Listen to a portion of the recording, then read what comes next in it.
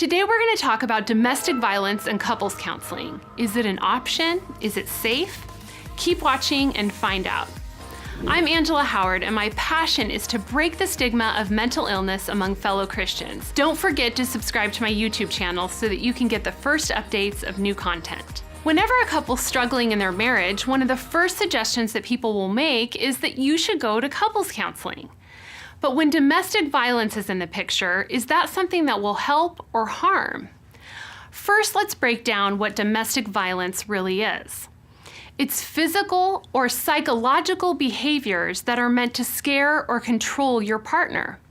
The key dynamic is that one person is exerting power over the other using anything from sexual, emotional, physical, or even spiritual abuse to threaten, manipulate, isolate, or just control the victim. I consulted with psychologist Fowler, the founder of Charis Counseling, when conducting my research for this video. He shared that domestic violence and abuse is one of the most painful and destructive experiences in marriage and family relationships. Couples therapy is not recommended if violence or abuse is present in the marriage, and there are a couple of main reasons why. Number one, it is rarely, if ever, helpful and is often harmful.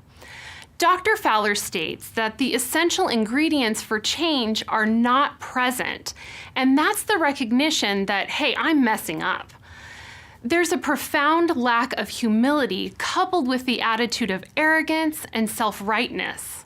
It's one person seeking to control another.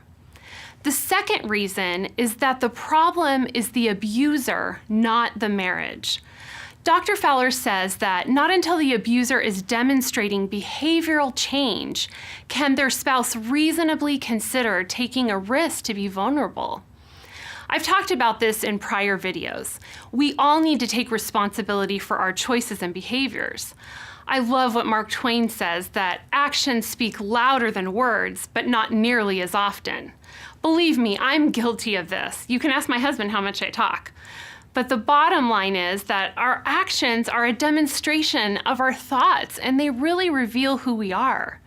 When it comes to domestic violence, Dr. Fowler explains that a person uses a pattern of assaultive and coercive behavior, and it's a statement about themselves, not the relationship.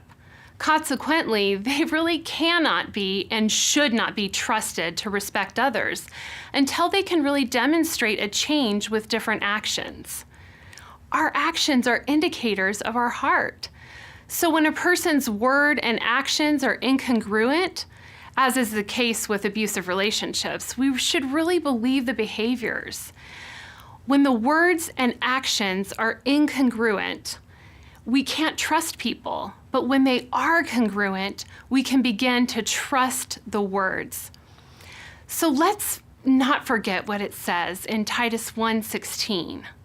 They profess to know God, but they deny him by their works. They are detestable, disobedient, and unfit for any good work. So what would you add to the conversation about domestic violence and marriage counseling? Comment below. I would love to hear from you. And please subscribe to more videos. I'll be sharing some great tips and encouragement for whatever you're facing, whether you're struggling with a mental illness or just have a loved one who does.